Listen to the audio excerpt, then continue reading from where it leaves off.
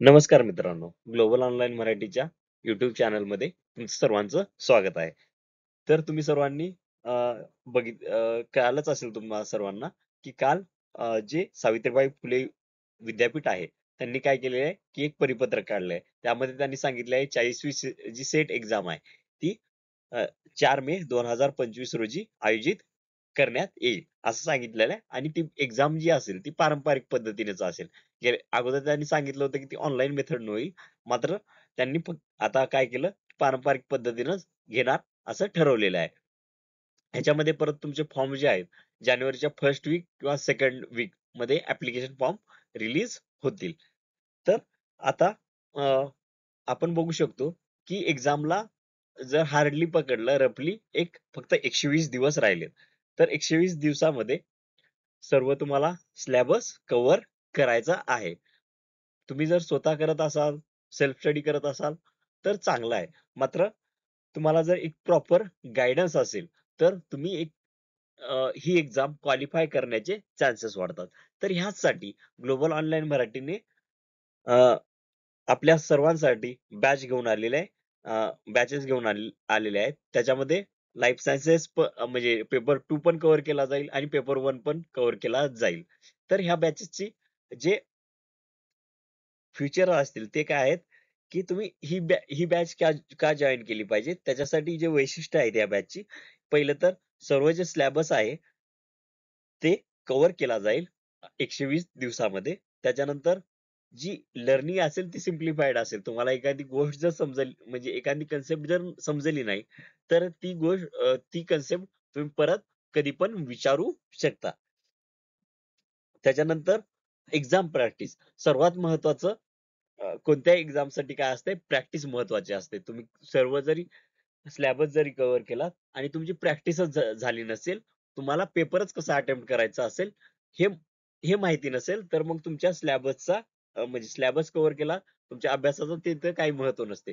तर ह्यासाठी global online Marathi ने 10 प्रश्नपत्रिका डेव्हलप केलेल्या आहेत. त्याच्यामध्ये जी तुमचं फायनल एक्झाम असेल, त्याच पद्धतीचे हे प्रश्नपत्रिका असतील.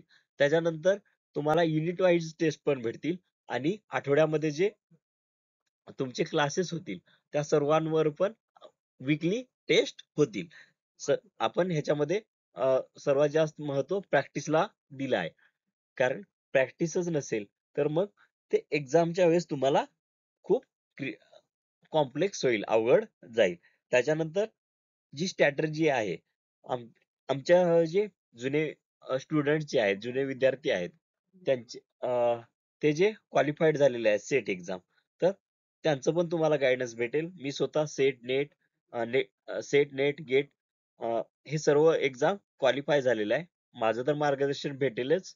मात्र बाकीचे जे आमचे विद्यार्थी आहेत, जुने विद्यार्थी आहेत, त्यांच्याकडून पण तुम्हाला स्ट्रॅटेजी शेअर केली जाईल. त्याच्यानंतर लर्निंग जी आहे ती फ्लेक्सिबल आहे कारण आम्ही रेकॉर्डेड लेक्चर पण प्रोव्हाईड करतो. त्यामुळे तुमच्या शेड्यूलनुसार तुम्ही कधी पण परत ते लेक्चर काय करू शकता, बघू शकता. तर ह्या सर्व गोष्टी झाल्या. परत जे शेवटचे 10 दिवस असतील तुमचे एक्झाम पूर्वीचे, त्याच्यामध्ये आपण पूर्णपणे क्वेशन प्रॅक्टिस घेतो आणि तुमच्या कुठे चुका होतात क्वेशन प्रॅक्टिसमध्ये, त्या पण तुम्हाला सांगितल्या जातील.